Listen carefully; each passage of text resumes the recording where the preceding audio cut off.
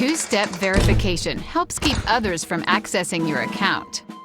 Because each time you sign in, Google sends a short code to your phone that you type in to access your account. This gives you 2 layers of security, with something you know, your password, and something you have, your phone. But what happens if you want this extra security, but you might not always have phone service or access to your phone? Don't worry. Here are 3 different ways you can use two-step verification without your phone. You can set up these options ahead of time so you can be prepared. Provide a backup phone number. If you're signing in and don't have your phone, you can send your code to a backup phone. Use the phone numbers of people you trust, like friends or family members. Print out backup codes.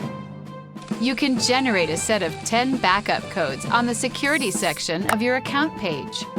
They work just like the codes you receive on your phone. You can print them out and keep them somewhere safe, or store them on your computer. Each code can only be used once, but you can generate another set anytime you need them. And once you generate a new set of codes, the old ones will be deactivated.